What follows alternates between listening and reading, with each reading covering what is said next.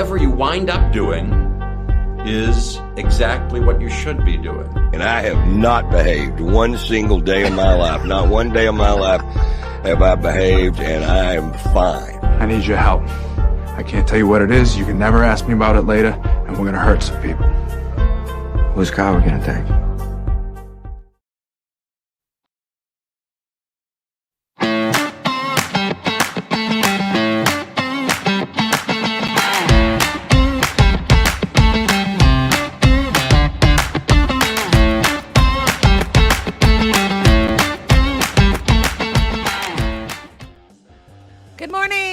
Thank you for joining us on the Nikki Medoro Show live on YouTube. And yes, I see you, Ricky.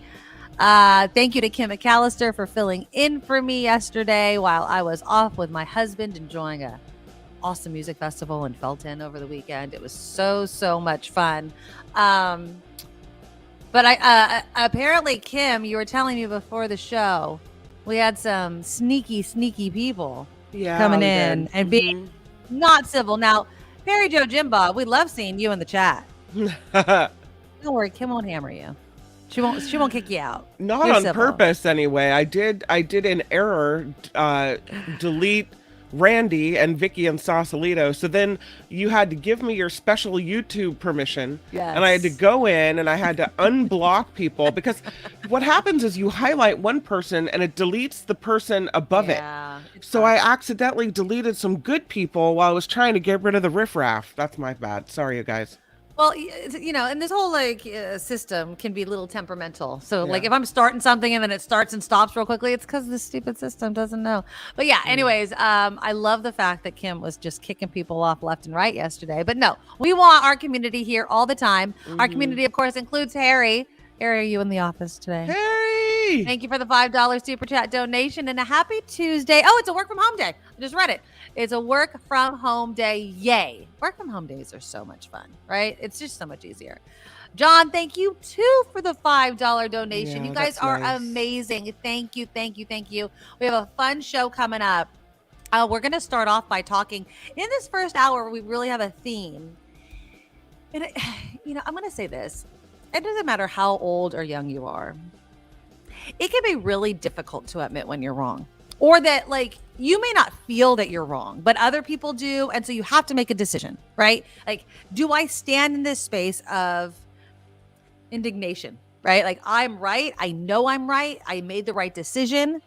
But then other people are like, because of X, Y, and Z, maybe you should go back and reconsider. And we're going to talk about things that are happening, not just in Hollywood, because the Drew Barrymore thing over the weekend was hilarious to read about, but also in Oakland. The big news out of Oakland, of course, is that a report has come out that is, I'll say, largely, let's just use the word largely supporting fired Oakland Police Chief LaRonne Armstrong, who says he was, wrongly terminated. And it's Mayor Sheng Thao's comments after the report was released that made me ask this question. Because on one hand, and we'll get into this more after Kim's news, on one hand, she is accusing LaRonne Armstrong of making kind of a knee-jerk reaction to the investigation into that officer hit and run. He had apparently made a comment that didn't sit well with her. And so then she just fired him. Now, mind you, he hadn't been in the job long, and neither had she. Mm-hmm. On the other hand, if she truly felt this way, ran on a platform of reform, especially within the police department, understanding the history with the Oakland Police Department and being under that kind of federal monitor, and she wanted to get out from under that, and then you hear certain words and phrases and an attitude from your new police chief, did she make the wrong decision? Well, now this report's come out. It's largely, not entirely, but largely supporting LaRonne Armstrong. And the caveat, the big thing, the takeaway is, they're like, look, Oakland's broke. Oakland doesn't have a lot of money. Should we be wasting money on a lawsuit because it does look like LaRonne Armstrong has at least a case? Let's just hire the guy back.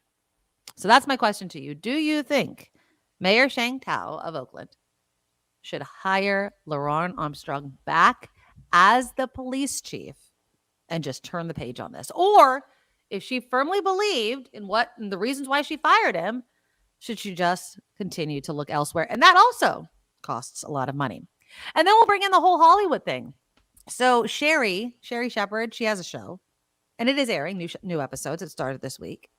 In the meantime, Drew Barrymore, Bill Maher have changed their tune and are not airing their shows. Now, Drew Barrymore got a lot of attention because of her non-apology video, which we'll play a little of it, but it was a non-apology. And it was a bit rich, her reasons behind it. And of course, the reaction from her fellow Hollywood colleagues. Now, Sherri Shepard thinks says that she's in a totally different camp. And if what she says is true, then she is. But at the same time, she is an actress. She is part of SAG-AFTRA.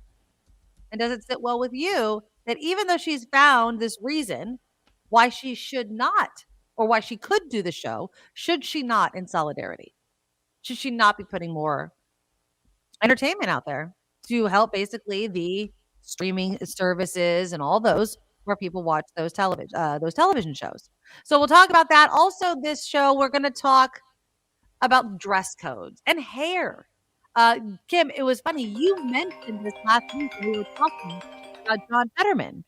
And he was doing this kind of funny reaction to the impeachment inquiry into President Biden. He's like, oh my God, oh no. And you had mentioned that he was kind of dressed down. Mm-hmm. Well, a lot of Republicans are upset about the relaxing of the dress code rules. It's not on the floor, but, kind of in the chambers and walking around, they've been eased. I want your guys' reaction to that. And in Texas, a teenager is testing that state's new adoption of the Crown Act. Remember the Crown Act, where you're not supposed to be discriminated against because of your hair. California's had it for several years now. Texas, I guess, newly passed it, but this teen was still suspended because of his hair. So how important are those things? And I'm going to ask him, how much leeway does she give her kids with their hair when they go to school? So that's all coming up. But before we do that, let's get some business out of the way. Please, first off, take your mouse or your finger, click that thumbs up button. It helps us out on the show. It exposes us to new people. And also the super chat is live. And you could be just like John and Harry. They each gave us a $5 super chat donation. There's John and there's Harry. Happy Taco Tuesday. We're having tacos tonight. So if you want to be like John and Harry, you can just look for the $ under the live chat box. And you could just click it and you could donate whatever amount you want. And if you leave a super comment, we read that comment live on the show. And so it's a great interaction. And of course, you can always throw us some dollars if you watch on replay. We appreciate each and every dollar that we receive. And we need it to keep the show going. Also, if you want to become an official Medorable, an official fan of the Nikki Medoro Show, go to theNikkiMedoroShow.com and please sign up to be a monthly Patreon subscriber. That is our bread and butter. The Patreon, it's kind of like that guaranteed money, and it's only one time a month that you're charged, and you get to decide how much you can afford. We do have PayPal. I found that's what you type into kind of your browser, paypal.me/the Nikki Medoro Show, or you can use just my email on paypal.com. The show's email is the Nikki Medoro Show @gmail.com. We also have merch. We have our raffle tickets. We're only selling raffle tickets for a couple more weeks leading up to our 1-year anniversary of the show. It's $20 each ticket. And I'll remind you later on in the show as well, but it's $20 each ticket and you get an online raffle ticket. Your name goes into the hat and you will win a box worth hundreds of dollars of my favorite things. There's something if you need to relax. There's something if you need a little spice in your life. There's something if you can't quite find the right words and you're frustrated to help you out. There's a bunch of stuff. Those are your hits of the day. So just go and you have to. I've emailed everybody confirmation as far as I've known up to last night. If you have not received a confirmation email from me, email me at theNikkiMedoroShow@gmail.com.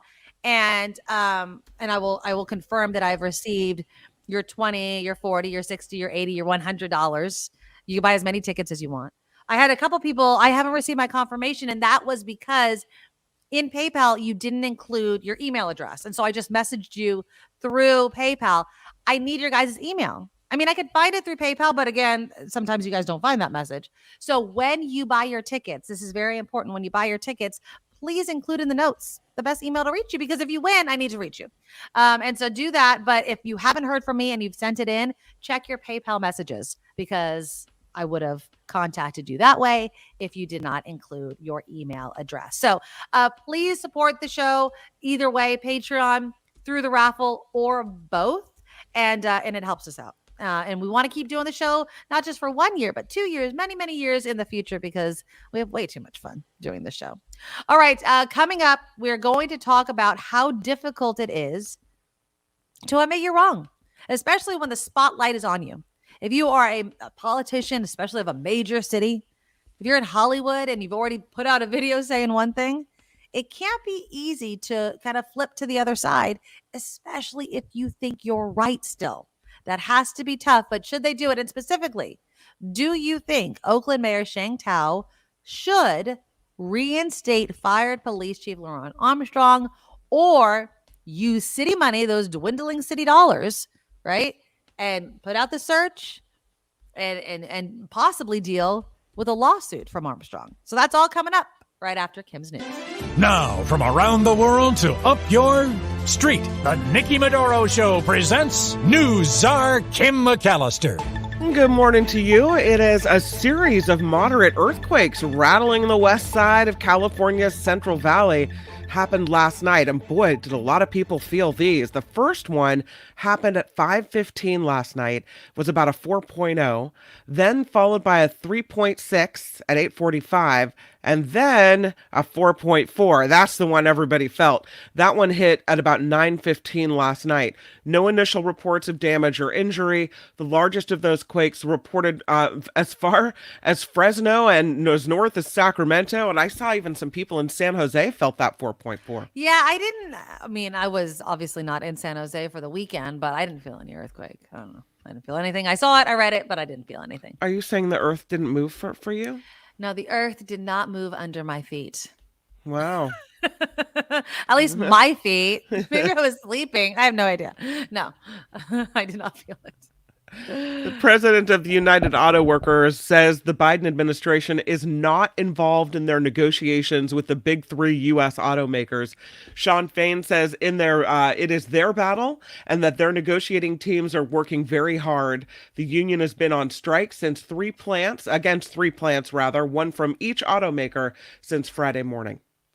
Meanwhile, President Biden says Russia alone has the power to end the war in Ukraine immediately. He addressed world leaders at the UN General Assembly today. The president said the United States and its allies around the world will continue to stand with Ukraine. And we saw this yesterday, these 5 Americans who'd been held in Iran coming off the plane. They touched down in Virginia this morning, so finally back on U.S. soil now. This is them touching down in Qatar yesterday. This comes after the Biden administration agreed to a deal exchanging the group for Iranian nationals held in the United States, and also giving Iran access to $6 billion of its own oil revenue that had been frozen through sanctions. Worth having the Americans back to make this kind of a deal?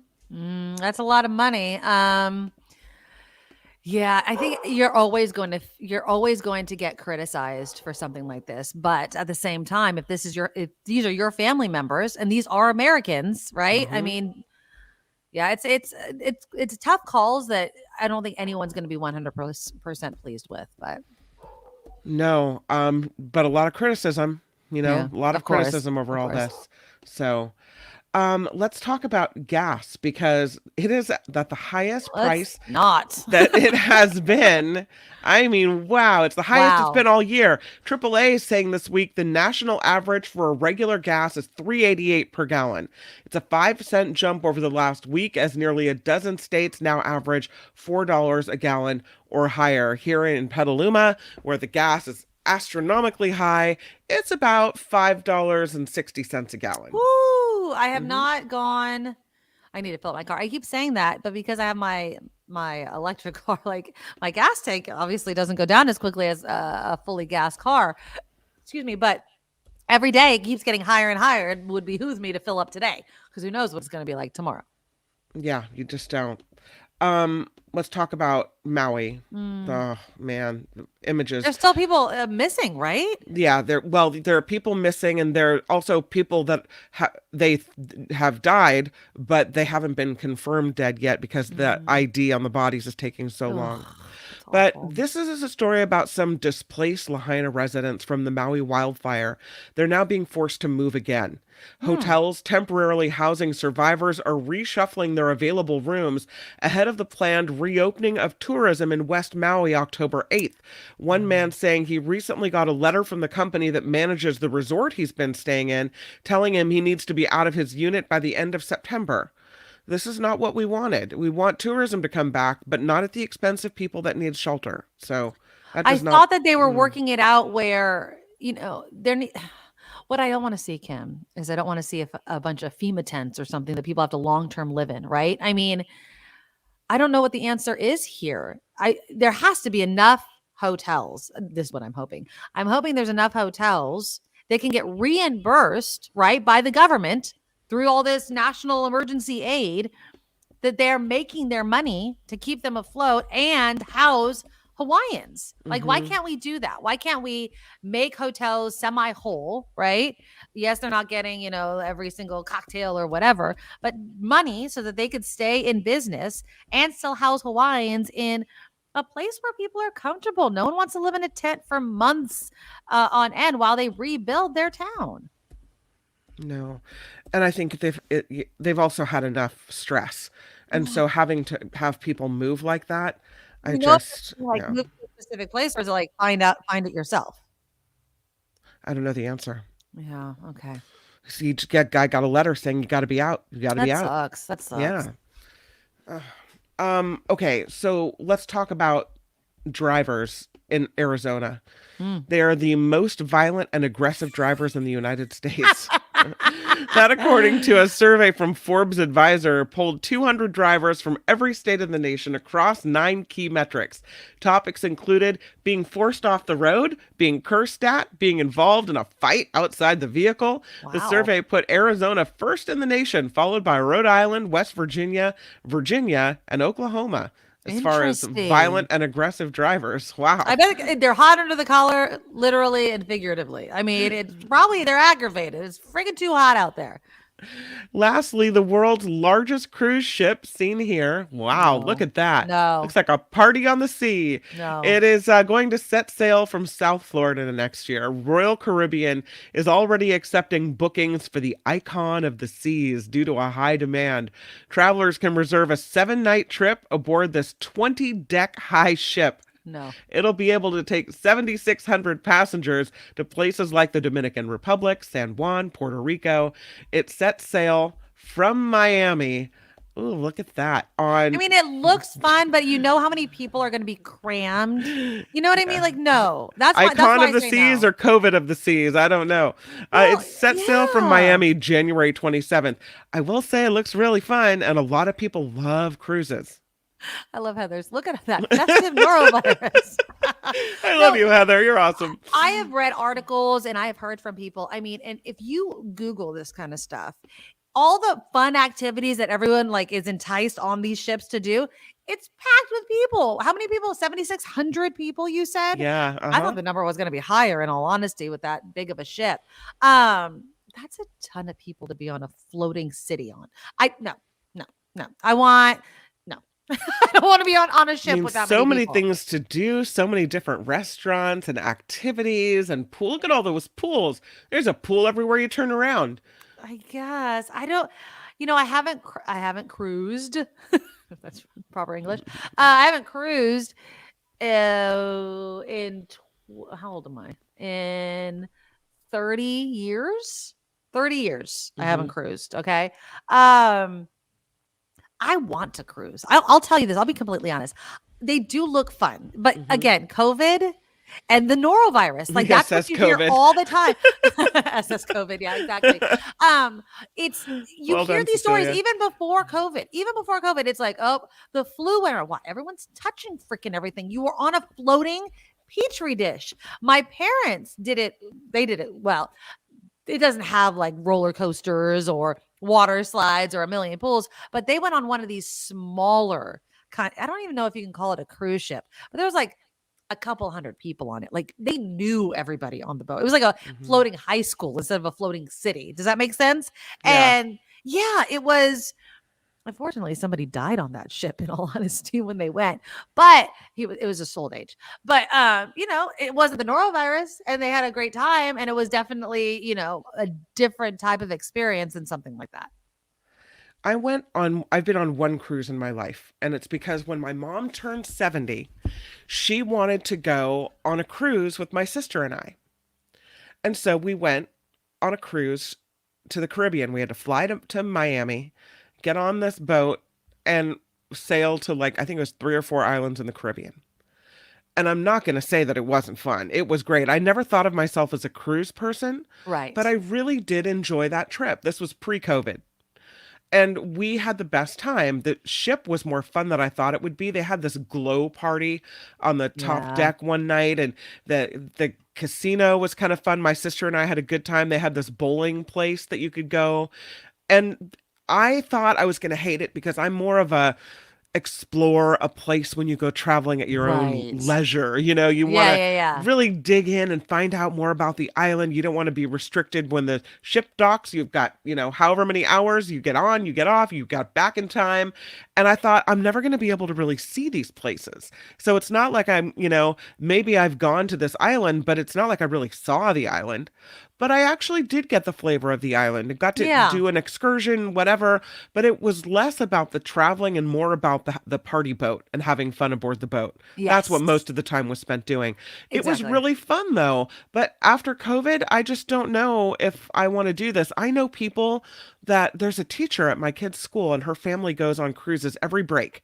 Every vacation, and they love it. She got a bumper sticker on the back of her car that says, "I'd rather be cruising." They love going on cruise ships. So there are people that's their happy place, Yeah, my sister who lives in Florida, so it's way easier, and she cruises several times a year. She's just like that teacher. Now for me, I like exploring as well. With cruises, you have to be off by a certain time and back on, so that's kind of a stress if you're more of a I want to see where the day takes me type of person. And yes, somebody had mentioned 30 years ago, Square, you were with your parents. Yeah, I was with my parents. I have not paid for a cruise for myself at all. I went on 2 cruises when I was 11 and when I was around 13. One was to Hawaii and one was like Kim's to the Caribbean. And I get it. Murphy says, I love going to several ports, but only having to unpack once. There's so much to do on the cruise ship. I remember when I was the Caribbean one, I was a teenager. My brother, I was like 13, 14. My brother was like 15, 16. We were out. Like my dad was kind of the ilk, like, where are you going to go? Jump from the ship? But he did put a curfew on us when we stayed out all night long our first night. He's like, no, you have to come back in. But there was dance parties for teens. It was so much fun. But yeah. Oh, Murphy worked on ships for 5 years. That's fun.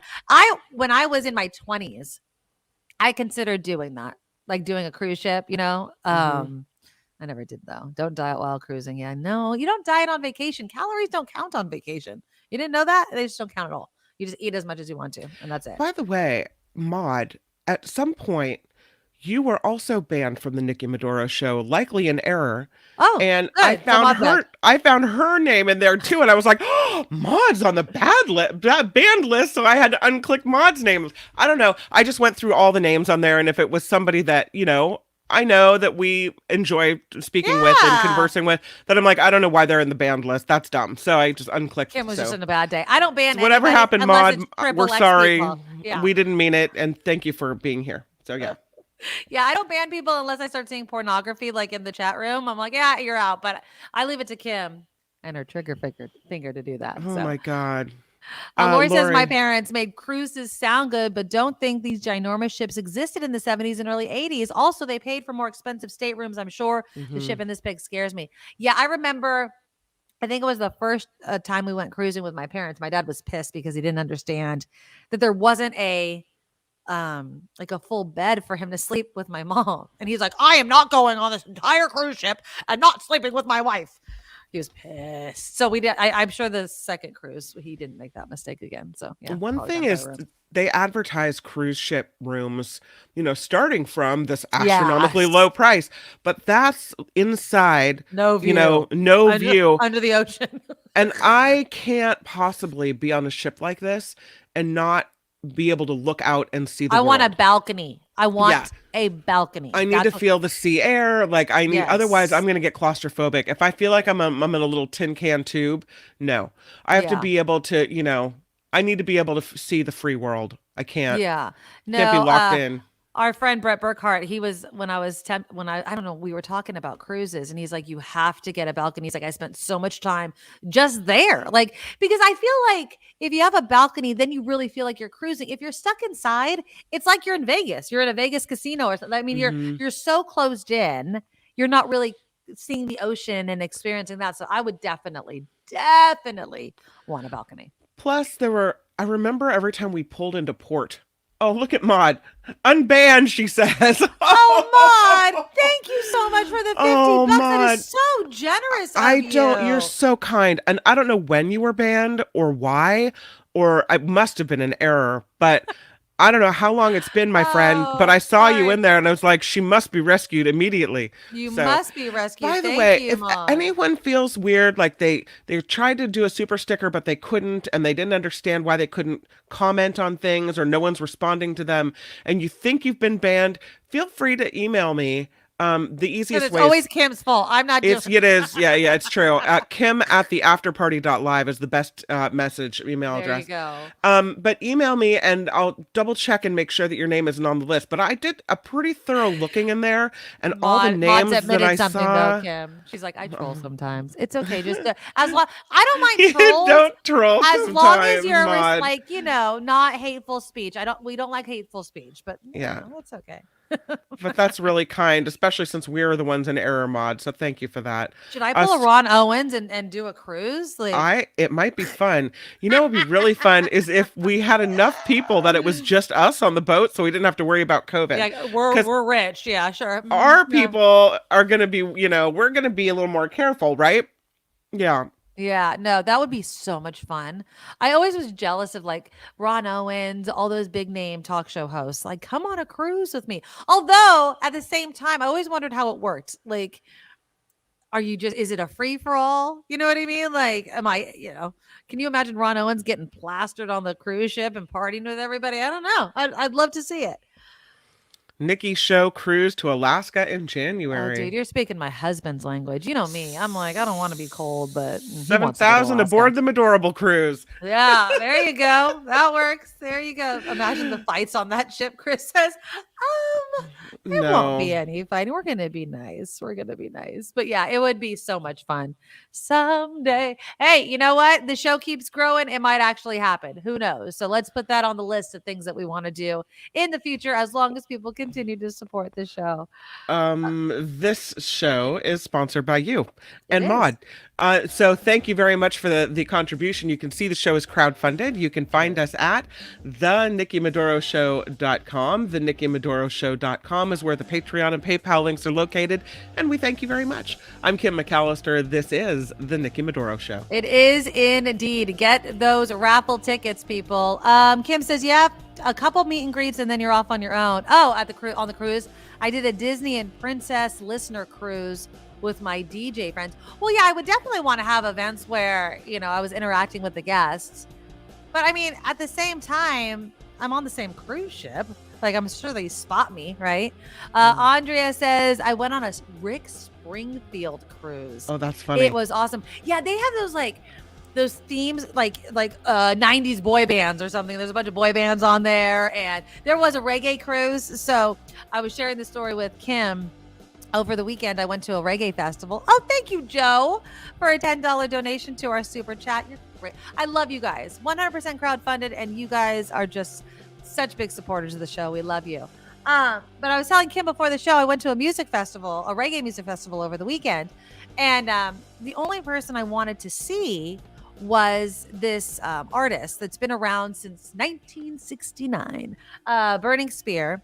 And, after meeting Matthew, my kind of hottie, who you see over here in my picture, I was on cloud 9. And then all of a sudden, my friend's like, is that Burning Spear taking his wife to the porta potty? And I'm like, no. And we just like, we're like looking and then looking again and looking and looking again. We're like, that's him. That's him.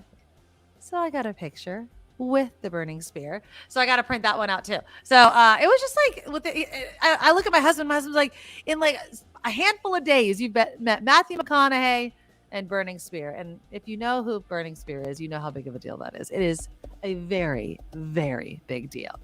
All right. Let's get into saying I was wrong. Now, look. My bad. I'm sorry. I'm bad. I'm sorry. I will fully admit it is very hard for me sometimes, not all the time, sometimes to admit I'm wrong. It just is. Oh, there's Burning Spear. There he is right there. When next time that Kim does her news, I'll dig out I just didn't upload it to the computer. I got to get it off my phone.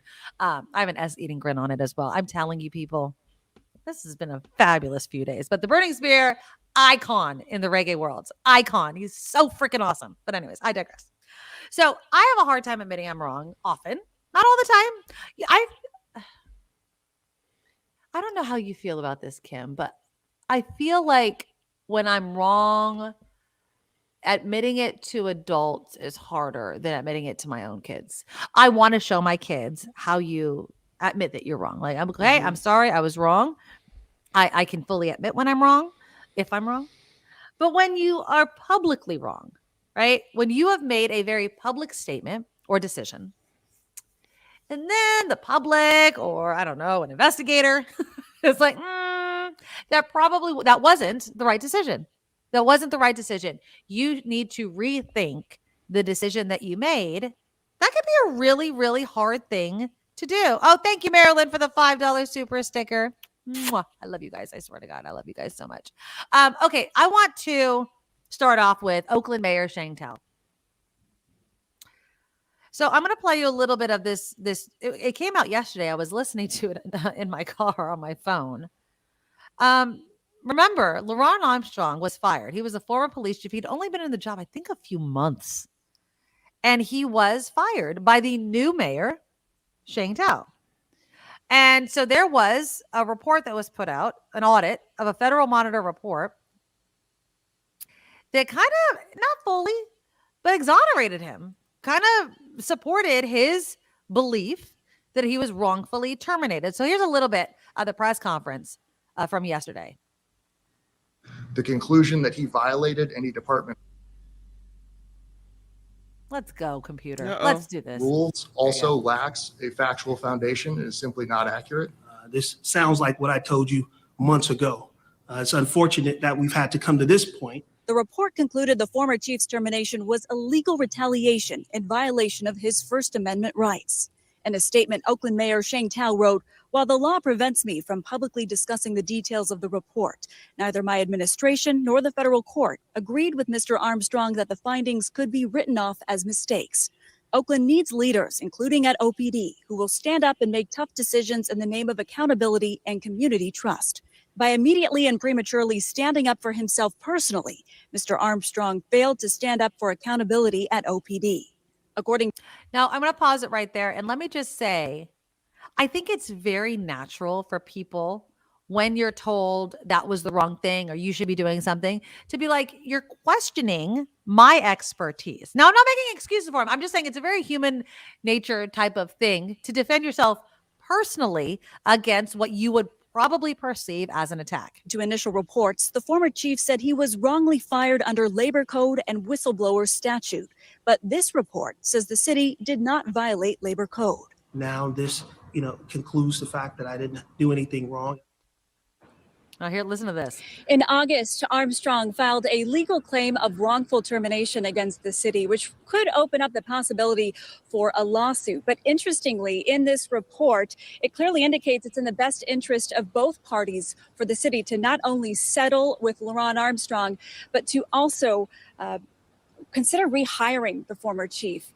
And Julian and Kristen, I want to point out, we've also been told that that will certainly be the more affordable option than hiring a search agency to find the next chief, given the city is already facing a multi-million-dollar budget deficit.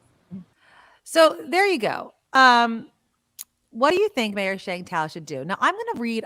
They didn't go into the entire statement that Mayor Thao had put out, but I want to read this one part. Let me find it real quickly. Oh, darn it. Where did it go? Oh, here we go. No. I had to scroll down. So this is how she starts off her statement.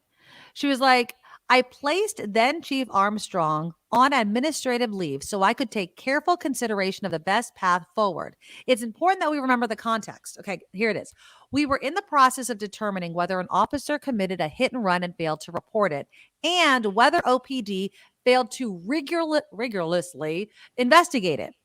Before he had seen the full report, much less the underlying evidence. Now, that's the part I want you to remember. Before he had seen the full report or the underlying evidence, and while he was chief of police, Mr. Armstrong immediately dismissed the allegations as quote-unquote mistakes and not systemic problems, and insisted the officer had already been held accountable. That lack of leadership led me to lose confidence in his commitment to reform and his ability to serve Oakland as a credible messenger and partner to the federal court. She says, my decision was based on Armstrong's knee-jerk response to the outside investigator's report. The fact that she used the term or the phrase knee-jerk stuck with me, because I also feel like she made a knee-jerk reaction, right? She had a conversation with him about this hit and run investigation.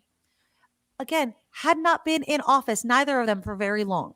Okay, so there wasn't a lot of time to digest, investigate, in my opinion. This is my opinion.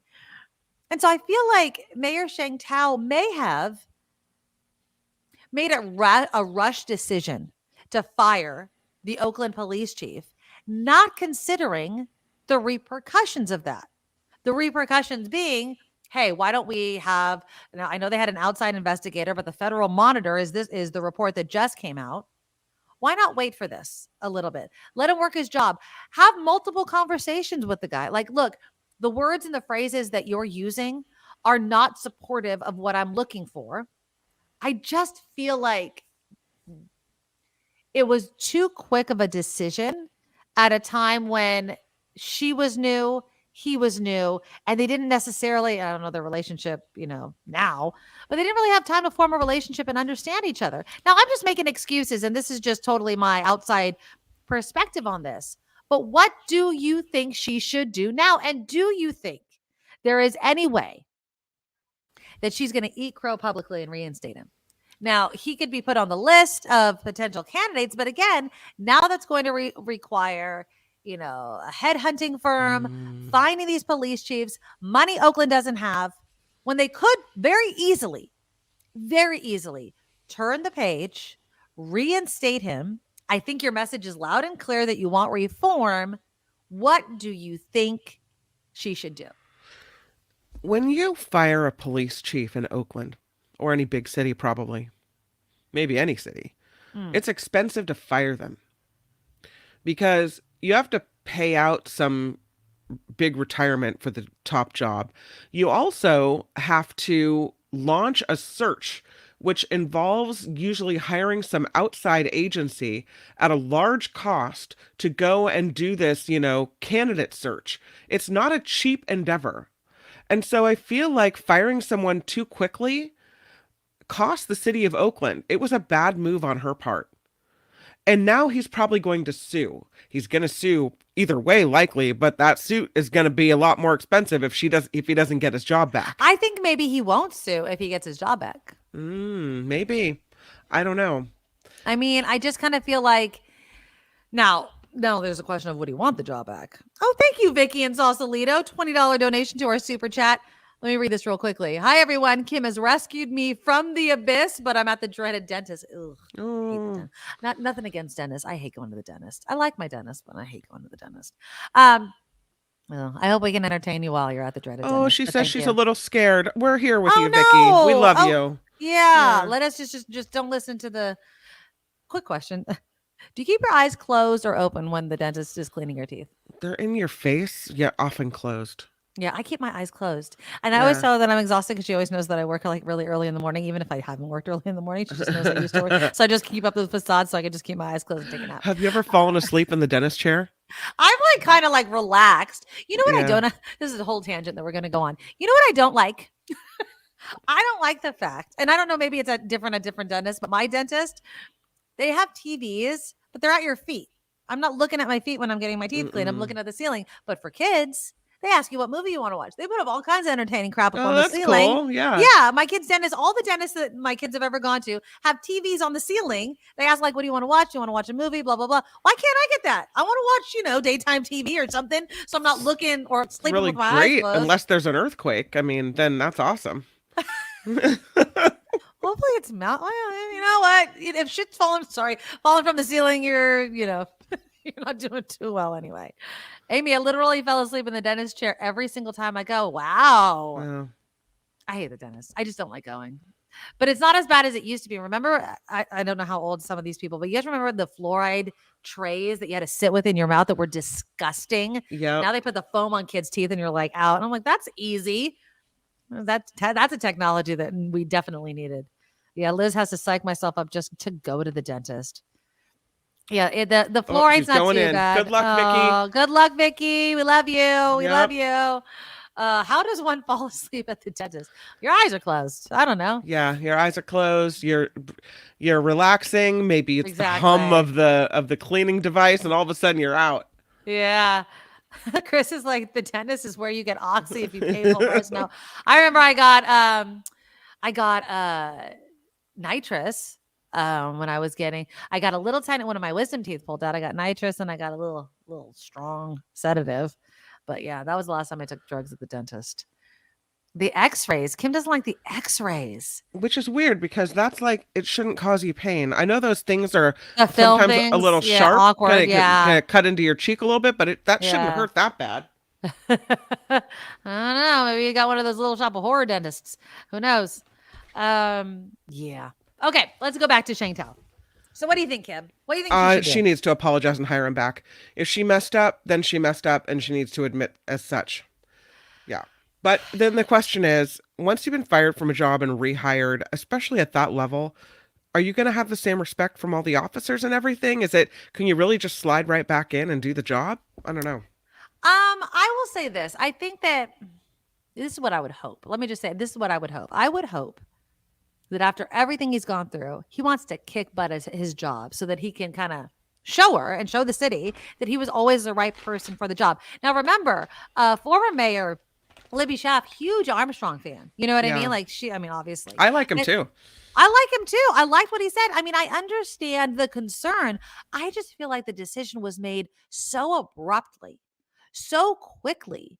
And of course, we only know what, has been released to the media and things like that. But new mayor, and you're going to fire the new police chief because and I will say this, it's a perspective. It's your perspective on what he said and how he was handling it. Now, maybe, again, it's just an outsider's opinion. Maybe she was trying to show how tough she was, how hard she's going to work for the city. I meant it when I said I want reforms. I meant it when I said X, Y, and Z. There's a new mayor, sheriff in town, and I'm going to kick butt and those sorts of things. So I can understand that she wanted to show the people of Oakland that she meant it. But the repercussions are you have millions of dollars in a budget shortfall. You have crime up the wazoo. It's insane. And it's not as if the headlines are getting any better for Sheng Thao. That's the problem. I was literally just talking about it this weekend, about how bad Oakland is. And then I don't know if you saw the video. I'm going to play a little bit of this report. Oakland's probably loving all the new headlines. Issues with San Francisco. It's like, finally, to take a little load off of us for a second. Well, what? The Oakland, a stray bullet kills a mother. Yeah. While she's sleeping in her own home, a 42-year-old mother. A mother there of two. There she is. She's just in her bed, minding her own business, going to sleep. Exactly. Boom. Exactly. And I'm like, and so that's that headline. And then you can't even walk in broad daylight in Oakland without getting robbed. NBC Bay Area interviewed some people on the streets. There's a violent robbery of this woman, and they're asking people, like, do you walk down the streets? Like evening night walks, and now we don't anymore. Sophia Ruff and her boyfriend heard the latest victim's screams. They make sure they walk together now. They too had a scary incident 2 weeks ago. A couple guys just cut us off with their car and got out of the car, and we didn't stick around to we just ran away. We just ran. They say another neighbor on Hillegas was recently punched in the face by a man trying to steal his wallet. Trying to be aware, we don't have any faith that the police are going to actually do anything. But Andrew says police Look at need this to woman act. walking. He says the level of violence in what used to be a pretty safe neighborhood God. gotten out of hand. They were willing to do whatever it took to get her back, including kill her. And I think that's what's shocking about this, and everybody needs to understand that you could be going on a walk and people could want the person on your back and be willing to kill you for it. So that's Oakland. And Ricky's like some parts of Oakland. And I get that. It's not all parts of Oakland. But when you say Oakland and you live in Oakland, it gets into your head, right? Like, what the hell is the mayor gonna do? We're gonna continue with, and I'm using the word nonsense because it's a distraction. It's a use of funds that you don't have. You just botched getting the grant money for the retail thefts, which is a whole nother thing. People are being robbed violently in broad freaking daylight. And now the mayor has a choice to make. Do I say, okay, you know what, for the good of the city, and because we have a budget shortfall, I'm not going to waste any more effort and money to look for another police chief. You know, you can even be tough with your word. This police chief is on notice, though. I expect reforms. I expect X, Y, and Z. But you got to bridge that relationship. The mayor and the police chief should be working hand in hand because it falls on both of them when the city is in a state that it's in right now where people don't even want to walk down the street. And just like that guy said, I don't really have any faith that the police are going to do anything about it. Then That's sad. I have to question why live there. I mean, that's really unsafe. Your life is at risk every time you walk out the front door. I'd be so scared. I wouldn't live there. I'd be so scared. I wouldn't put my kids there. It's not as easy as saying, okay, I'm just going to move. I mean, it's an expense to move, Kim. Your life is there. Your job might be there. Your kids' schools might be there. I mean, I understand what you're saying. I think I would just demand my city officials and police department freaking do something. And that's what they were doing. Remember, everybody, I think it was yesterday or the day before, they had a community meeting where everyone was outraged about the fact that Oakland screwed up and didn't get the money for the retail thefts grant. Like, stop. What are you doing? You know, not only that, then there was the hacking, which obviously, you know, they didn't want to happen. They didn't see coming, but people weren't getting paid. It's like the city's going to hell in a handbasket. Do you up and leave? Or do you demand more from your city officials and your police department? We have to work together. It's not just going to be only the police chief. The mayor has to do it. There has to be a concerted effort to do it. Now, Montreal just came in with this comment, recall the stupid mayor. Now, I understand the effort. We can't keep recalling people. It's a lot of money and time to recall someone that was duly elected. No, in my opinion, do something about it, right? Continue to have these community meetings. Continue to go to the media. Like, do something about it. The pressure, I think, is what needs to be done.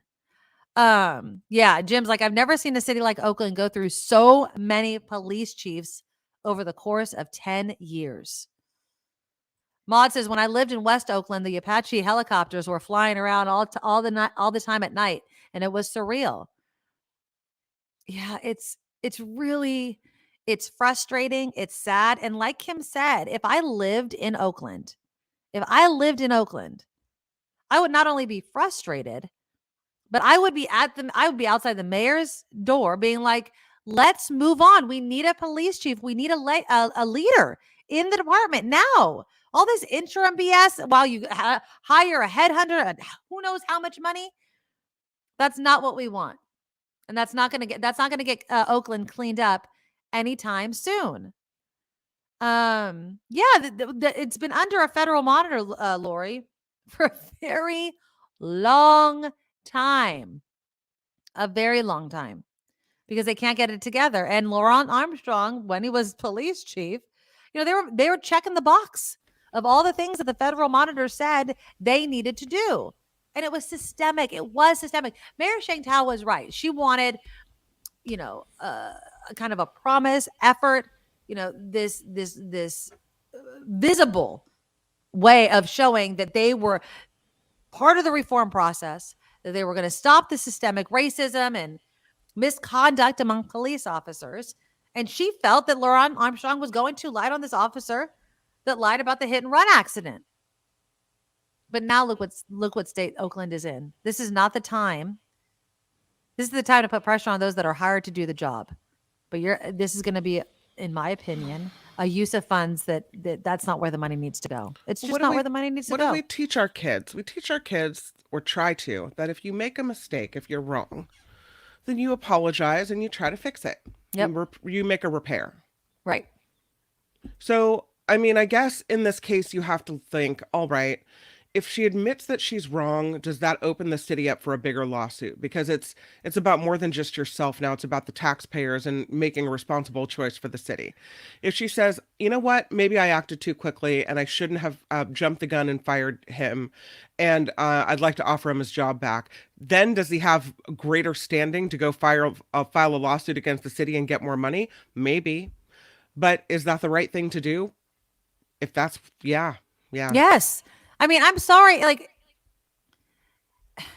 that's what, well, one, I would hope that he wouldn't sue if he got his job back. I don't know if that's going to happen necessarily.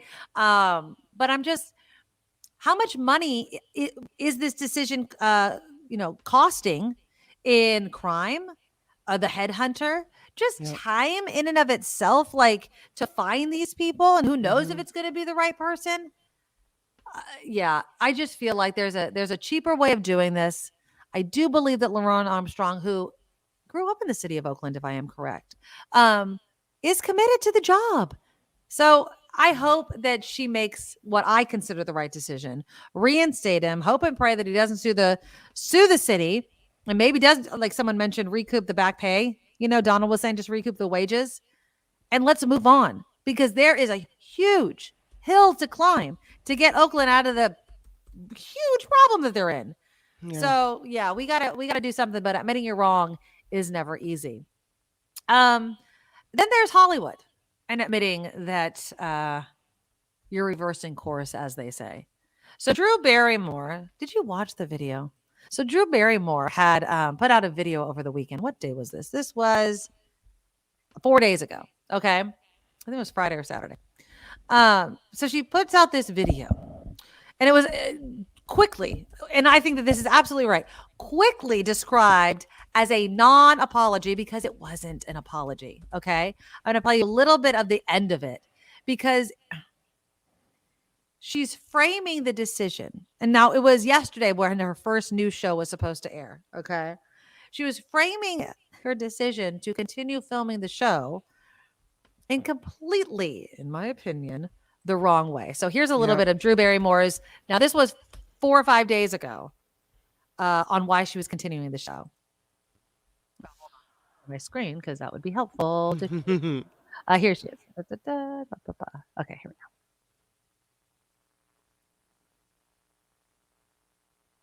Eventually, she'll be here. As I said, this is bigger than me, and there are other people's jobs on the line. And since launching live in a pandemic, no, not an excuse. I just wanted to make a show that was there for people in sensitive times. And I weighed the scales, and I thought, if we could go on during a global pandemic and everything that the world has experienced through 2020, why would this sideline us? Because you're in a union, and this isn't a pandemic. So I want to just put one foot in front of the other and make a show that's there for people, regardless of anything else that's happening in the world, because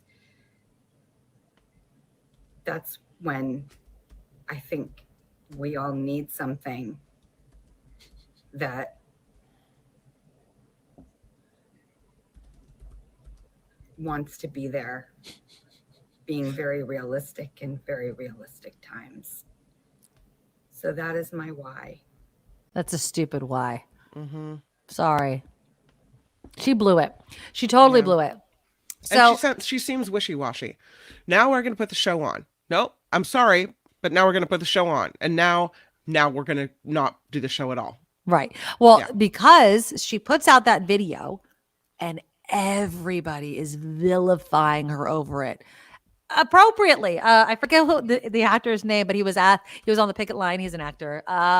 He was on West Wing. I'm blanking on his name. You know him. Martin Sheen? No. Anyways, I think is Martin Sheen still alive? I don't know if Martin Sheen's alive. Oh, that's awful. But anyway, they're like, "What do you have a message for Drew? You know, for starting a show?" And he's like, "Yeah, you're an effing scab." Like, it is not the same. Like coming on in a pandemic, doing remote, TV shows was adjusting. He is alive. It was adapting. It's not as if someone said you're not curing cancer. And yeah, if you're on strike, you're on strike.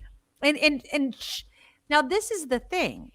She wasn't the only one that said she was going to put on the show. Bill Maher has also said he's going to do a show, and then he reversed course.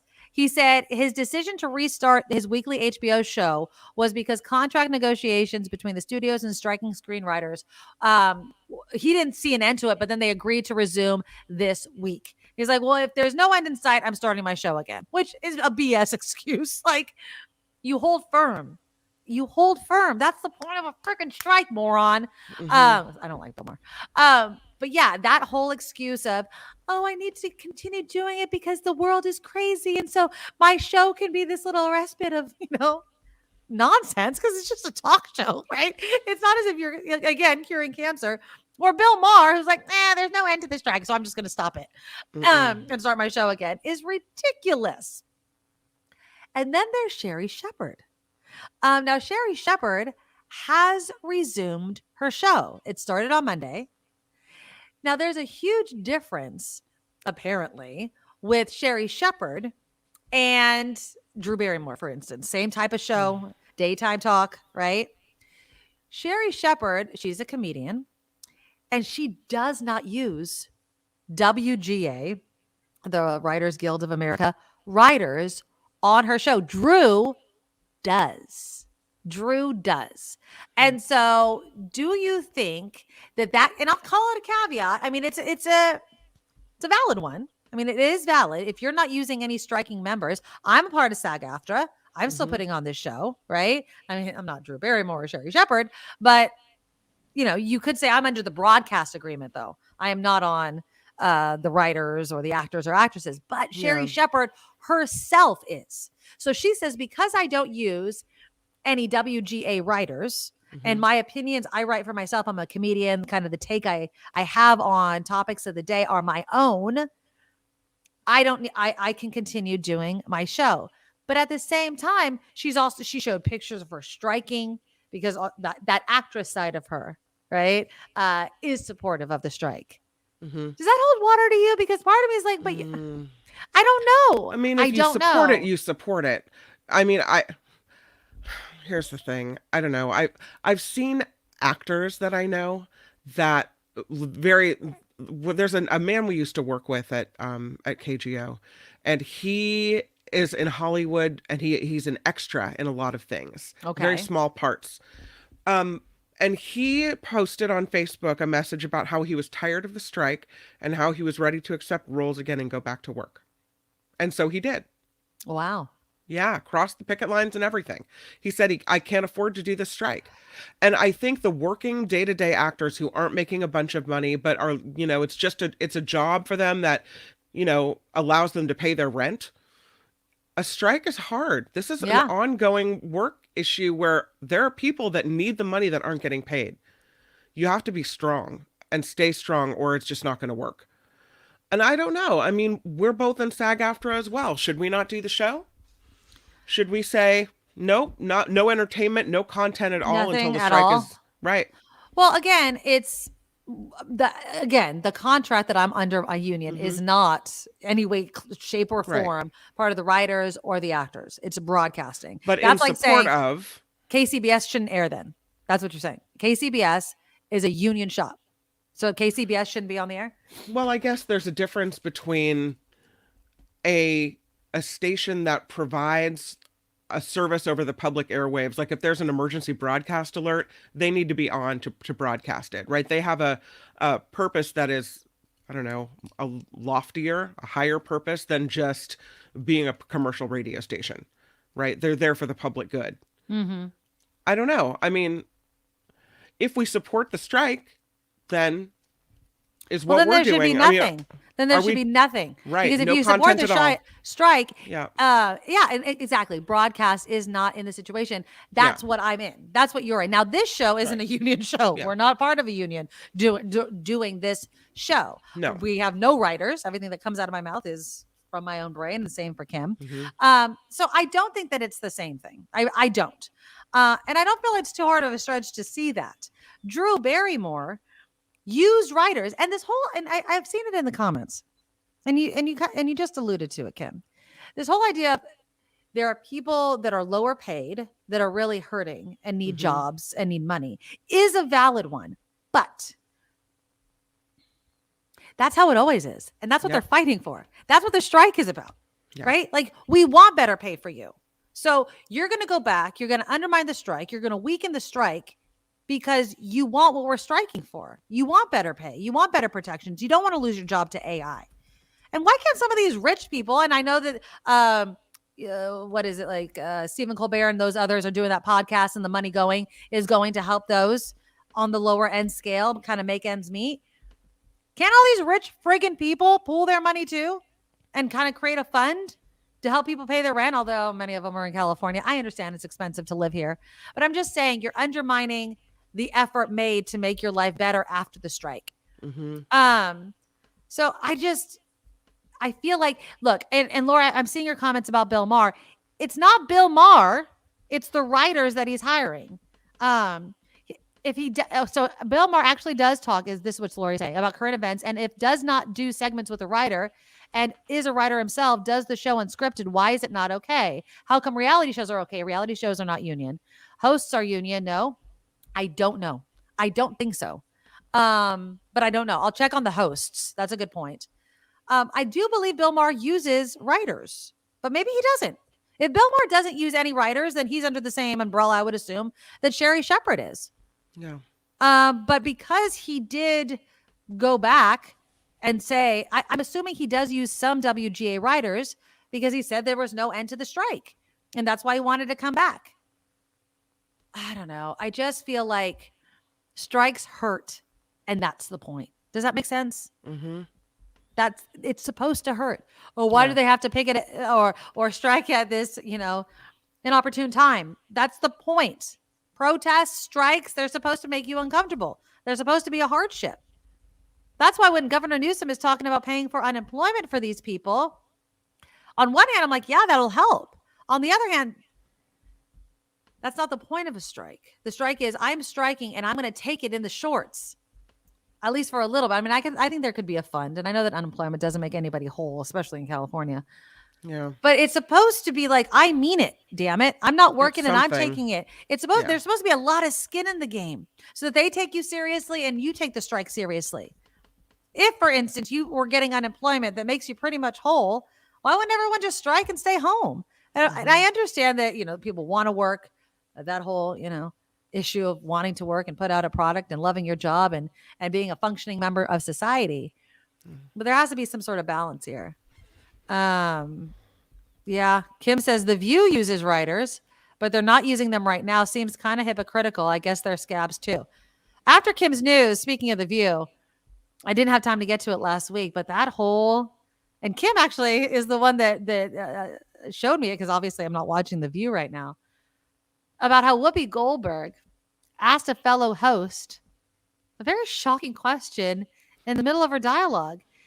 And do you think it was rude? And I'll give you an update on it because I did actually text an old boss of mine regarding it. But yeah, I don't know what's going to happen. I don't know. Hopefully you know what? I hope this week there's some sort of an agreement. I do think that there is an ability to give better residuals and better protections against AI for these writers and actors. I do. And I think that these studios and these streaming companies, look, in 5 years, Many of these streaming companies that are on my smart TV, they're not going to exist. They're just not. There's too many of them. That's what happens. That's what happens. There's going to be consolidation. And I get it. This is a business, but you are nothing without your workers. And it was funny, Sherri Shepard, when she started her show, she started it by saying that she got a boob job.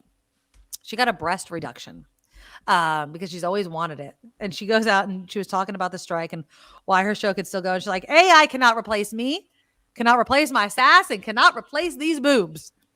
And I really think that people, the public, need to demand live actors, actresses, TV hosts, and what have you, because AI that's a dark world if we're just watching AI TV, in my opinion. You know, it's funny. That's true. What's funny about the strike is that she's not the only one who is trying to have a medical procedure during this downtime. Oh, really? I think I mentioned on the show the other day, Jimmy Kimmel also tried to get a snip, a vasectomy during the... Oh! Yeah. You can get that on a weekend, Jimmy. Give me a freaking break over here. Stop acting like it's the same thing as getting a breast reduction. Like, no, men, it's not the same exact thing. But yes, Jimmy, you should get a snip if that's what your family has decided to do. Yeah, David says making exceptions for Bill Maher, Sherri Shepard, and others is the sort of thing that breaks strikes and unions. Vilma says you either support the strike all the way or you don't. Mm-hmm. Yeah, it's really hard, especially when some of these talk shows like Sherri Shepard and The View use actors and actresses. Drew Barrymore, like they are part of the actors strike, right? And so it's hard. Like you have your talk show, you got your talk show because you're a famous actor or actress, right? It's not like you were a nobody that got a talk show. You were an actor. You were benefiting from all of that. They're not hiring us for those jobs, Nikki. Exactly, I don't know why. Exactly. I mean, so, Drew Barrymore got a show after never doing a talk show because she's a famous actress, right? Sherri Shepard, although, I will argue, has done other things, stand up and what have you, but you're already a name. That's why you got the show. Yeah. So, yeah. All right, let's do some headlines. And when we come back, I want to touch on what happened with The View. I also want to talk about dress codes and hair. And I want you guys to tell me how do I phrase this? How much freedom did you have or do you give the children in your life regarding what they wear and specifically with their hair? Do you give them any guidance? And do you think that we should put so much attention on being dressed or look professional? And how do you define what's a professional look? So we'll talk about all of that. You guys, please, though, click the thumbs up button. It shows support for the show. And here's Kim with some headlines. Now, from around the world to up your street, the Nikki Medoro Show presents News Czar Kim McAllister. Let us start with this fine fellow. It's President Biden. He says the United States seeks to responsibly manage its competition with China. Speaking to the UN General Assembly today, President Biden says the country is for de-risking, not decoupling from China. President Biden said the U.S. will push back on aggression and intimidation, but will stand ready to work with China on issues where progress hinges on common efforts. So tough, but still willing to work. There you go. And then I don't know if it was an email or if it was in the chat. I saw it this morning. Somebody was talking about Biden not doing a second term and that Newsom's going to step in. And I'm like, you guys need to stop. Biden's running. Biden is going to be the Democratic candidate for his second term of president. Like, I mean, am I wrong here? I really feel like it's unfair for people to say that this guy isn't doing anything. He is doing stuff all of the time. I just don't get it. I just don't get it. This F-35 situation escalating now. The Marine Corps is suspending flights for 2 days after an F-35 fighter jet disappeared for hours when a pilot ejected over South Carolina Sunday. Pilot had to be taken to the hospital, but stable condition. Looks like that was the right choice. Debris from the plane was eventually found around 100 miles north of Charleston, South Carolina. But this incident is raising some questions about how the military could lose a multi-million-dollar fighter jet. Yeah. A spokesperson from the Joint Base Charleston said the plane's transponder wasn't working, making it nearly impossible to track. Jesus. I swear to God. I mean, sometimes it's just like, who's watching the hen house, you know? Like, come on now. Well, I mean, I guess if it went down in a ball of flames, then maybe it's not so easy to... Yeah, but you're going to pay how much money and the transponder's not working? Like, these things should work. That's my opinion, right? I mean, again, it's how many billions of dollars did that plane cost? Exactly. I don't know. Yes, these 5 Americans who were imprisoned in Iran are now back on U.S. soil after touching down this morning in Virginia. The Biden administration agreeing to a deal exchanging the group for Iranian nationals held in the United States, also giving Iran access to $6 billion of its own oil revenue that had been frozen through sanctions. Republicans accuse President Biden of paying ransom to a known state sponsor of terrorism. California lawmakers are asking the state attorney general to remove former President Donald Trump from the ballot. They say his alleged role in the 2021 Capitol riot amounts to a violation of the 14th Amendment to the U.S. Constitution. Listen, it's either a rule or it isn't. And if it's in the Constitution, it's in there for a reason. The post-Civil War amendment says no one who has taken an oath of office to defend the Constitution shall be allowed to hold public office if they are found to have engaged in insurrection or rebellion. Doesn't say you have to have been found guilty in a court of law for it either. 9 Democrats have sent a letter to Attorney General Rob Bonta, who is also a Democrat, to seek the court's opinion about the validity of that claim. Well, I thought that there was something where they're kind of framing it like, oh, but he's not a member of Congress, like he's the president. Like, I think they're trying to make some sort of excuse that it doesn't specifically say the president. I don't know. He shouldn't be on the ballot because Republicans should have been able to find somebody else that did not lead an insurrection into the Capitol. I don't understand. This party is just done for. But if that's their choice, if that's the choice of Republicans, and that's what they want, I mean, should we take away the choice? Yes. No, I mean, I don't know. I don't think I'm just shocked. I really am shocked that they could not find somebody. And again, if these are the policies that you want, if you like his platform, fine. But this is the only guy. That's what I always ask. This is the only guy. This is the best you can do. Yeah. This is the best you can do. This guy. Yeah. Whatever. It'll be interesting. I heard David Katz the other day say these 14th Amendment cases, they won't go anywhere, that they'll be appealed up to the Supreme Court. And it's just kind of it's a tactic that isn't going to get anywhere. So I don't know if it makes it worse or if whatever, but California now on the bandwagon, looks like. Yeah. President Biden is in New York City this week for the United Nations General Assembly. Mayor Adams of New York City says there's currently no meeting planned to discuss the asylum seeker crisis. It comes as dozens of lawmakers filed a lawsuit trying to block the Adams administration from housing migrants at Floyd Bennett Field. More than 116,000 migrants have arrived in New York City last spring, overburdening the shelter system and straining local resources in that area. Thousands of middle-class tax refunds are in the mail. The millions of eligible Californians already received their so-called inflation relief payments nearly a year ago, but about 5,000 never got sent out, so they've now been processed through the Franchise Tax Board, and they are on the way. Kind of a day late and a dollar short, isn't it?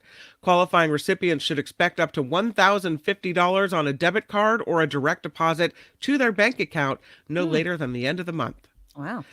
A San Francisco supervisor would like to lure police officers to come and work in the city. Supervisor Matt Dorsey wants San Francisco to set aside $30 million a year over the next 5 years to help replenish San Francisco's what he called woefully understaffed police department.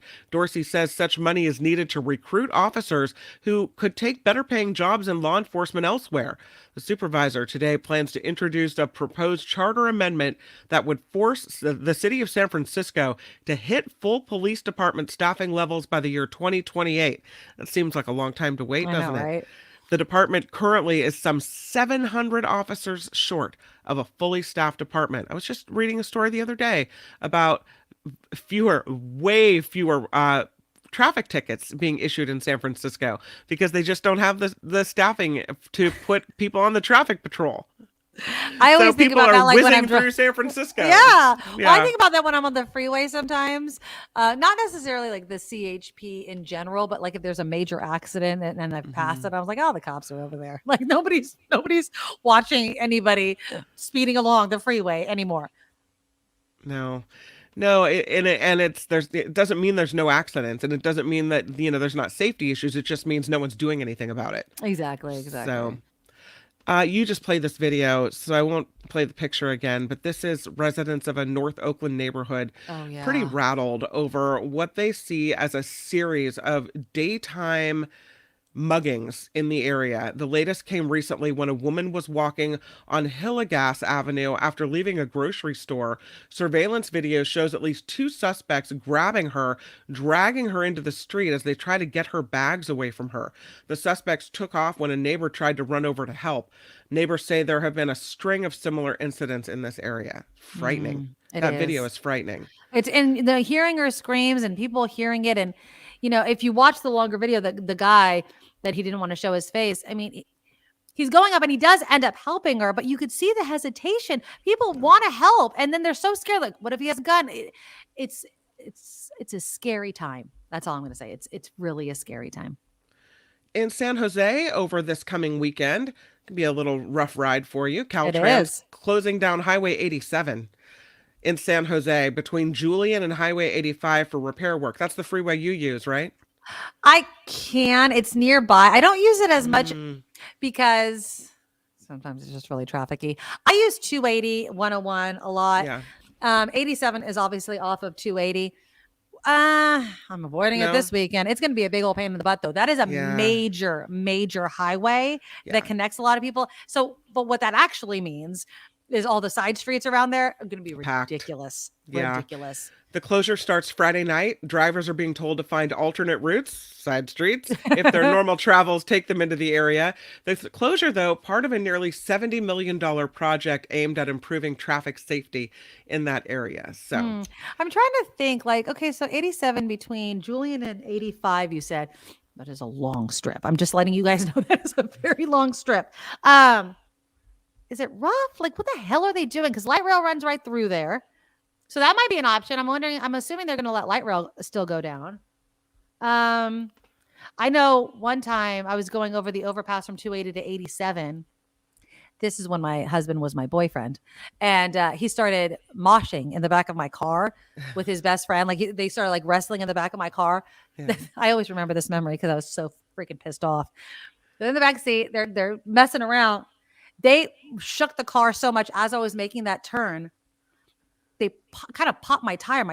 Like I something weird happened where something happened to my tire and I had to stop. I had to go like to the tire shop. I was so freaking pissed off. So that's my Highway 87. Roughhousing in the back seat, boys. In the back seat and pissing me off. So there you go. The first trailer being released for A24's Dream Scenario. What is that? I mention this because it's interesting. The plot is interesting to me. It stars Nicolas Cage as a college professor that begins to appear in the dreams of strangers for no apparent reason. Now you're going to have a dream of Nicolas Cage tonight, right? Wait, you wait, you guys. I'm not a huge Nick Cage fan, so no thank you. His celebrity status changes when the dreams start turning to nightmares. The rest of the cast, Movie Julianne where he played Nicholson. himself. Like, I don't understand Nick Cage. I don't know. It's a movie coming out November 10th. And lastly, today I'd like to say is, and we used to celebrate this on KGO a lot. I don't know why it's a holiday. I don't know why we celebrate it, but it is National Talk Like a Pirate Day. Arr, there she blows. I remember when I worked in Sacramento, our old colleague, but my boss at the time, Drew, he made me go like do Man on the Street and have people talk like a pirate. I never really liked doing Man on the Street. I was not one of those reporters that loved doing it. And so I was like, really, do I have to? He's like, yes, go make people talk like pirates. I was like, son of a bitch. But I did, and it was fun. Speaking of Man on the Street and just our old jobs being reporters and interviewing people, today, Nicole Mann is coming to Petaluma High School. And Nicole Mann was born in Petaluma, and she is the first Native American woman with Native American heritage to go into space, I believe. Oh, cool. Astronaut from this area is going to speak at Petaluma High School today, and Julia's taking one of her classes is broadcast journalism. Oh, how fun. So she's been trying to get an interview with Nicole Mann. And I know Nicole Mann's cousin, so I texted her last night, and I'm like, is there any way? And she's like, you know what? So many people ask, it has to go through NASA PR. So I'm like, okay, I understand. Yeah. So I told Julia, well, she's going to be at your school. Just grab a microphone, stand at the edge of the football field, and when she comes off, ask her a couple questions on the way to the car. Right? This is how we do. Yeah. That's all you need, just a couple questions, and off you go. And she'll talk to you on the way back to her car, probably. It'll be fine. And if she doesn't, then at least you tried. Exactly. She goes, I can't do that. Then you can't be a reporter. Listen, sister. Yes, you can. That's the job. You got to get in there and go for it. Yeah. Oh, and it sucks. Yeah. Especially when you don't.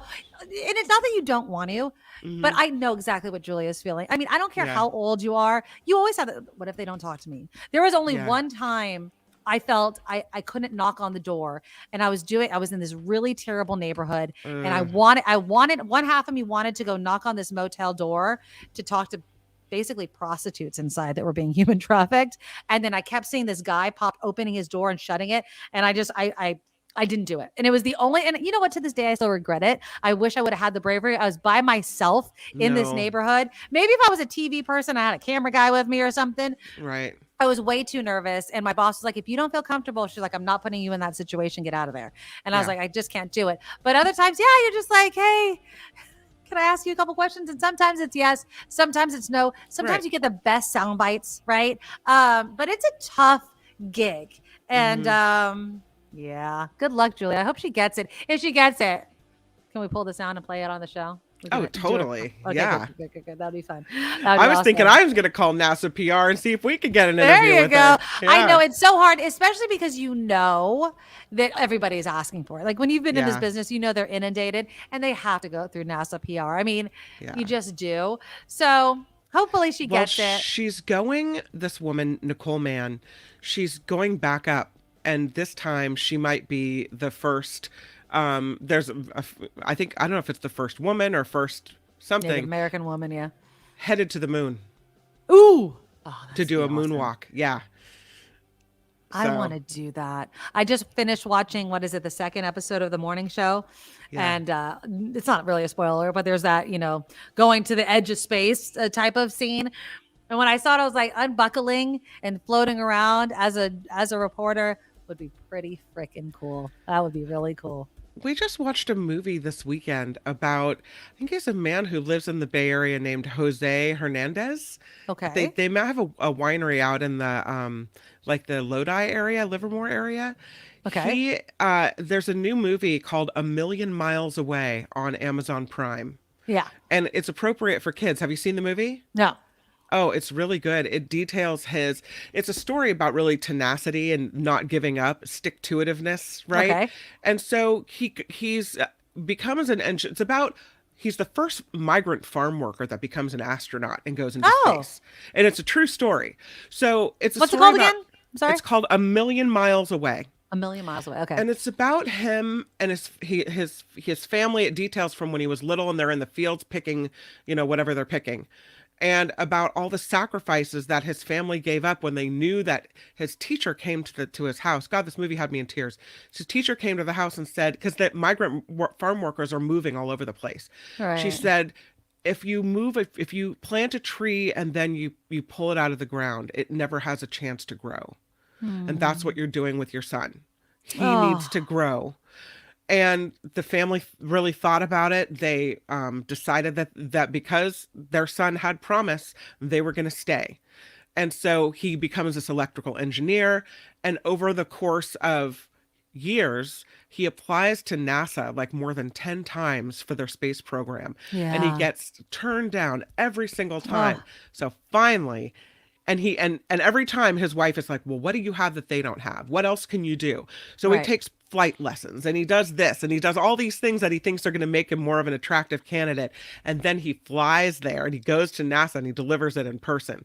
Anyway, it's about his story and how he goes into space. And it's a really great movie, but this is what it makes me think of. Oh, that's awesome. Yeah. I mean, you got to differentiate yourself, especially when there are certain things that might be hindering your progress, right? Like, racial issues, socioeconomic issues, what have you. So A Million Miles Away, is that what you said it was? A Million Miles Away.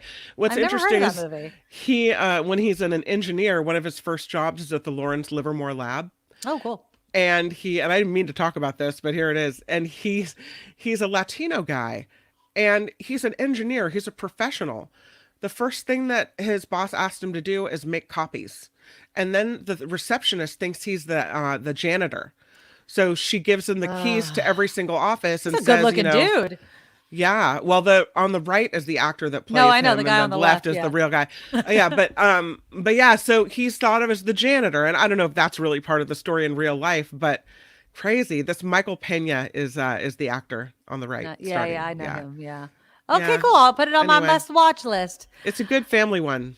Oh, that's awesome. That's awesome. Okay, so A Million Miles Away, we'll have to check that out. And hopefully Julia gets her interview with Nicole Mann, because that would be fun.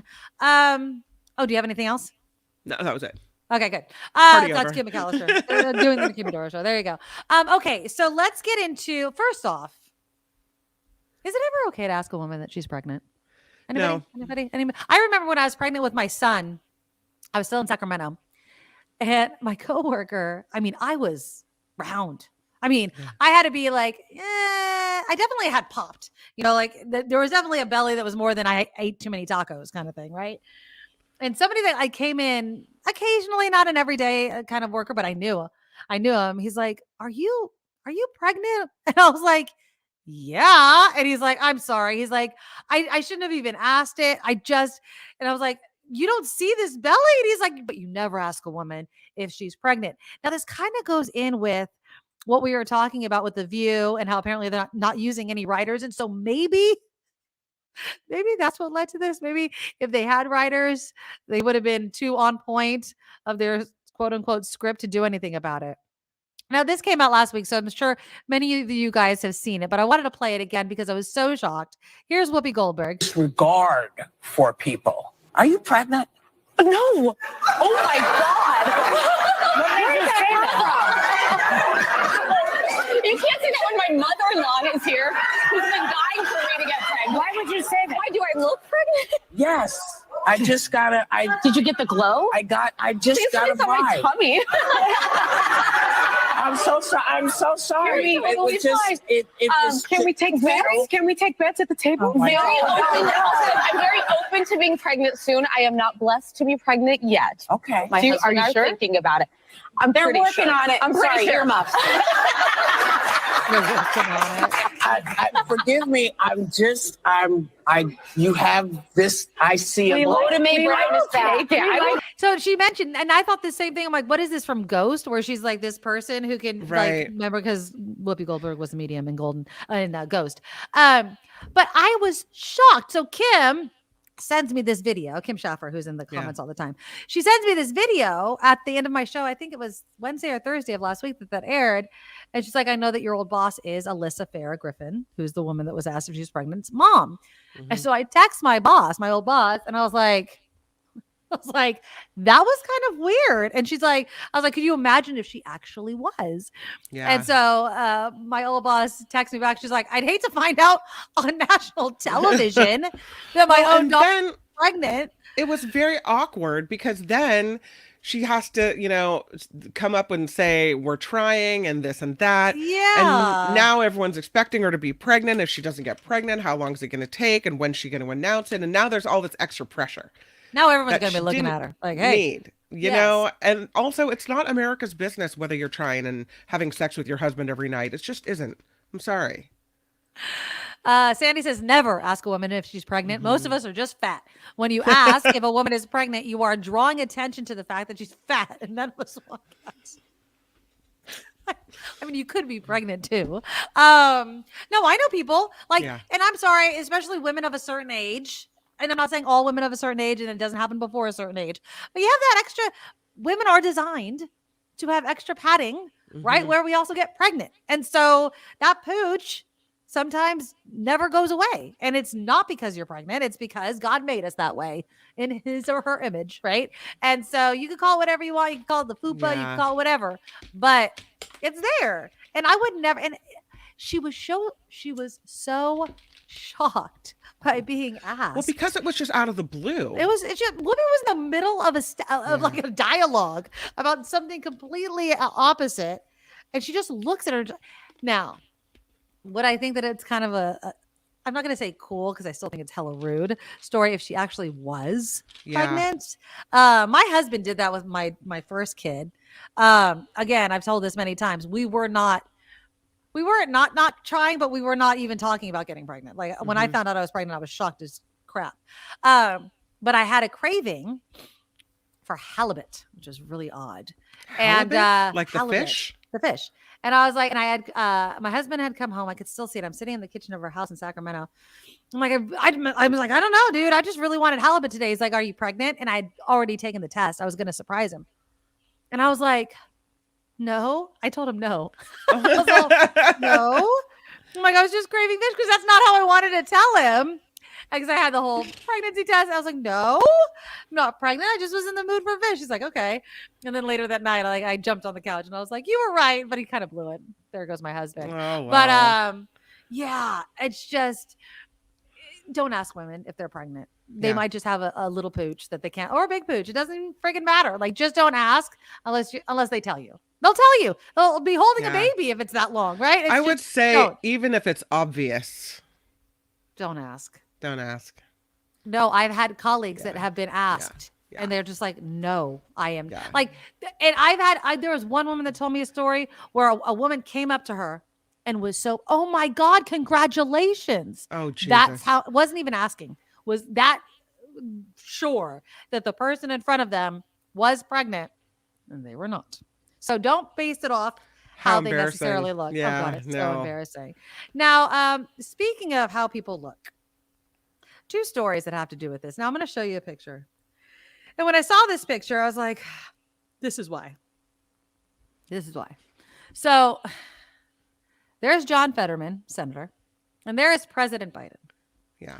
Now, John Fetterman is wearing a hoodie. He's known now for his hoodies. He is known for dressing down. Now, apparently, the U.S. Senate recently dropped its dress code requirements. Okay.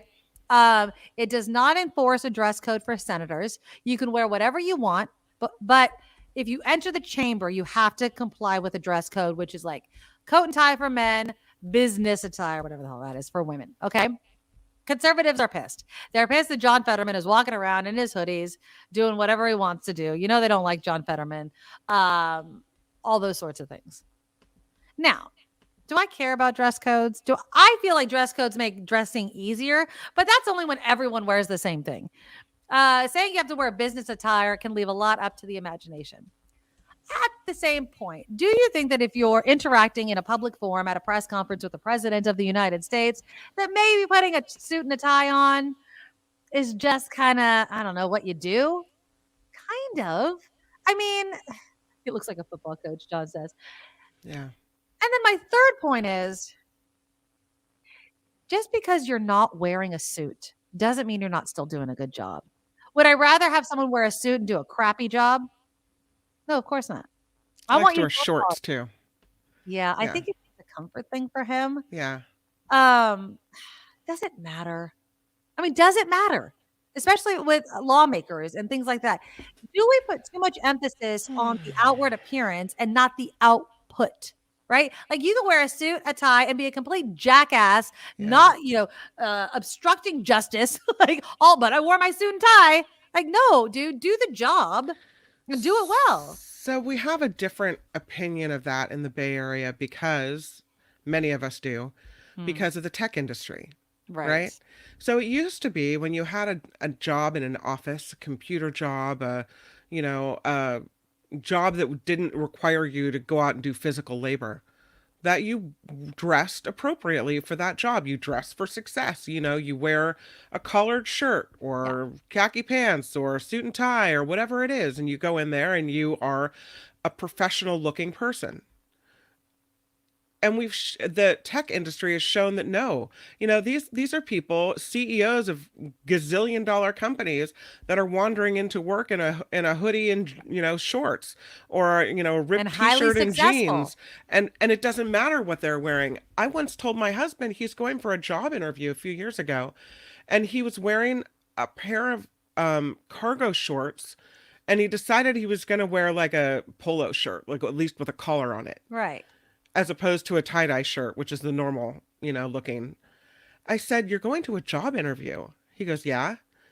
I said, "So shouldn't you dress like you actually want the job?" And he goes, "If I dress like that, first of all, people at my current job are going to know I'm going on a job interview. Right. And also, they're going to look at me and laugh, and I'm not going to be considered serious because I don't look like a tech guy." Yeah. So you have to dress for the job you want. And sometimes that requires no suit, right? Sometimes it requires no suit. And so things have changed. And clearly people can do these important jobs and not be dressed in a suit. However, when you're in Washington, D.C., I think the expectations are different and they don't dress like tech bros. And when you do wear your hoodie and shorts, you stand out in a way that maybe you don't want to stand out. I tend to think that Fetterman doesn't really care and that he's dressing for comfort and he's still able to do the job and people just kind of look away. There's a big flap over all of this and the changing of the rules for him with Marjorie Taylor Greene. Yeah, she doesn't like it at all. Yeah. She's like, "How dare you? And this is unprofessional." And people are pointing back at her and saying, "No, unprofessional is the way you do your job. Look at your attitude. Look at all the things you've done. Look at the way you open your mouth and you downgrade people and you degrade people and you showed a picture of a penis on the house floor and you've done all these things. That's unprofessional. Wearing a sweatshirt has nothing on you, lady." So, that's my point. It's like, and now Randy's like, "Oh, for Christ's sake, just wear a suit in the halls of Congress. You want a lawyer that dresses like that." Exactly. And I love that you said it like that because I feel like a lot of people do feel that way. It's this environment requires this sort of outfit. Right. But when you mention people like Marjorie Taylor Greene, it's as if the suit or the professional attire is this armor that hides the fact that they're crappy lawmakers, right? Like, but you don't do your job. You do all these terrible things, but you're wearing the suit, so you get to be there. I'd rather have the hoodie guy working for the American people, right? Instead of, business attire bitch who's not. So, that's kind of how I feel. And it's kind of along the same lines and maybe similar to what you just said, but would you rather have someone who goes to Washington, represents your district, kicks ass for the people, right? Gets a lot of things done for your district, is someone who, when they speak, always has something worthwhile to say that is worth listening to? Or would you rather have someone who just looks the part? Yeah. I mean, I don't, it's as if they're wearing a costume. I'm wearing a costume as a functioning member of Congress. No, you're not. You obstruct every single law. You tell straight up lies on the floor. Like, no. I'm talking about like Marjorie Taylor Greene and the others. But yeah, so there's that aspect. And then you got to take it home. So Kim, I know that you send your kids to public school. So they don't have a uniform, correct? No uniform. What are your rules? As far and let's do clothes, but also hair. Julie has never dyed her hair, correct? No. Would you ever let her dye her hair? It would break my heart. But she's 14. Okay. And I remember she used to have long hair when she was little. Well, she still does. But when she was little, she decided, I want to say 4th, 5th grade, she wanted to cut it off. She said, "I want to cut my hair and I want to cut it up to here." Yeah. And I said, well, because we have very similar hair, I said, just so you know, it's very thick And if you don't have the weight, this is why my hair is always long. If you don't have the weight pulling it down, it tends to go whoosh, right? So I said, but you have to learn sometime, and either you're going to love it or hate it. And just remember, it'll grow back out. So with me tearful in the background, she chopped her hair off, and she looks back at pictures and even says, "You're right. I look like a mushroom head." But it was a really cute little bob, and she tried to curl it under, and so she had to make her own choices. Would I let her dye her hair? Yeah, at 14, I think it's her own choice. I've always tried to tell her, your red hair is beautiful. You know, please don't touch it. It's the most amazing hair. But of course, the more you say something, the more they want to do the opposite. Yep, exactly. And now at high school, people are trying to starting to tease her in the way they never have before. Over her hair? The color of her hair. Yeah. Interesting. That sucks. For the first time, she's getting teased over having red hair. I hope that she's confident enough in it. That, you know, whatever. But so she may want to dye it coming up here. And I think people that's her dye choice. their hair red. That's what she said. She's like, people would kill for my. That's what you're supposed to say when you have curls too. Like everyone would kill for curls like that. And I'm like, yeah, I don't want to. Before high school, though, I probably wouldn't let her dye her hair. I see these kids in elementary school that have like pink and blue streaks, and I think they're too little for that. But so yeah, whatever. Not up, exactly. Yeah. Now I think that when you're talking about crazy colors, right? Colors that aren't found on people's heads naturally, right? I could understand. So I've known girls as young as like first grade. I knew the kids that would dye their hair. Marley was more towards the young side. I let her dye her hair for the first time at 10. It was for her birthday, but it was red. Now, was it a natural red? it was a manic panic red. It looked amazing on her. I think I loved it on her. I thought it looked great, and it grew out like it faded to kind of this light pink very kind of quickly. And so it really was cute. I really, really liked it. She also has the short hair story, and she did it twice. So she did like kind of a long banged like pixie cut, and then she did a really short pixie cut. And the short pixie cut. I mean, she almost wanted to shave her head. And I was like, oh my God. But I did let her cut it. Now she looks at pictures just like Julia. And you're like, how could you let me? And I did it when I was a kid. I cut my hair and I looked like a boy. I looked so much like a boy that in church, like my family was chosen to bring up the gifts. And you walk down the center of this church, and they introduced the family as the Medoros and their two sons. Oh. Yeah, I grew my hair out after that. I was traumatized. Yeah. Traumatized. But yeah, so I never cut my hair that short ever again. I don't mind, colors. So like Dylan dyed his hair red during the summer. And then like we cut his hair right before school. So it pretty much was all gone. Marley has dyed her hair green. I did not care for that, but it was during the summer as well. Are you worried were you ever worried about the chemicals used in the dyeing process? Manic panic. I was like, it'll come out. No. Again, I brought my food and heated up in the microwave with saran wrap, Kim. So apparently I didn't care about chemicals. No, at 10, I didn't really care. I still really don't care. Maybe that's terrible of me as a mom. I don't know, but that's the truth. But no, I did not think about it. She did also, and as a teenager, she dyed her hair blonde, and I did not like that. I thought it made her hair way too dry, and it did. And so now it's cut short, and we've cut all that off. And now her hair is a beautiful natural color. It's the color of her hair, and I love it. I think her hair looks so good. She's asked me again if she could dye it. And I'm just like, no, like you need to take a break. Like leave your hair alone. It looks healthy. It looks good. Just let it freaking be. But at the same time, I'm not saying no because I don't care about I don't like the color or I'm afraid of what people think. Like she has to live with it. It's her freaking head. For me, it's, I have to deal with the dryness. Oh, I hate how dry my hair is, blah, blah, blah, blah, blah. Stop dyeing it. You know what I mean? Like take care of your hair and do those sorts of things. Now, what about hairstyles? I think you have to pick your battles. Yeah. I think in the scheme of things, we're both really fortunate. And if they want to express themselves in this way, that they want to cut it short or do whatever they want to do, then that's the way it goes. I mean, what about a mohawk? I'm seeing a mohawk in the If that's their self-expression that they want, I can't see slamming that down. It's hair, it grows back. Right? You'd let Jacob or Julia Yeah. have a mohawk. Yeah, at some point you have to, and this is the hard part, but at some point you have to release the control, and the way they look becomes their decision and not yours. Do you think hair can be a distraction for other students, similar to shoulders for girls or something like that? Maybe, but I don't think it's paid as much attention to. Perhaps, I don't know. I say that as we're a white family, so. Right.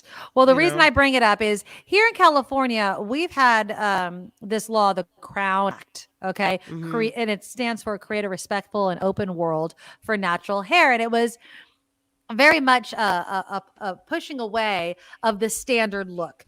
And so, oh God, I'm blanking on her name right now on ABC7 in the evenings. Oh, Alma Dates. I love her. She's so nice. I love her. She's so awesome. I mean, I don't know her personally, but I love her work. Oh, she's really cool. I've met her out on stories before. We were on a story where we're trying to track this dolphin that was in a bay inlet together, and we're standing at the edge of the shore somewhere, I think, on the peninsula in like one of these little streams. Right. Looking for this dolphin. We're shouting, "Do you see it? Do you see?" Yeah, we ended up finding it. Oh, yeah. That's cool. Yeah. But anyways, she started wearing her hair curly years ago when we passed the Crown Act here in California. And she had given an interview or was talking about it on the show. And she had said, I was straightening my hair every single day to have that kind of TV anchor look, right? Right. And then I was telling my daughter who's looking at me, love your curls, love your curls. I wanted to live in that truth, right? Yeah. And I think her hair looks so much better curly. I really do. I think it looks gorgeous. And so, but we've had that here in California. And California, my friends, is not Texas. But it may surprise you that Texas also just passed the Crown Act. It took effect September 1st. And they're having their first case. So a Black high school student was suspended for 2 weeks. Now, it was an in-school suspension where he had to sit on a stool all day for wearing twisted dreadlocks to school. I have a picture of it. That's overkill. This is a picture of the guy. Okay. I mean, it's neat. It's pulled back, right? So his name is Daryl George. He's a junior. He was initially suspended the same week his state outlawed racial discrimination based on hairstyles, the Crown Act. School officials said his dreadlocks fell below his eyebrows, although obviously not in that picture, and violated the district's dress code. He had to sit on a stool for hours. Now, this is a racially based punishment. Yeah. I don't know how you could see it any other way. I don't see anything distracting about that hairstyle. I mean, whether it's dreadlocks, whether it's braids, whether it's an afro, right?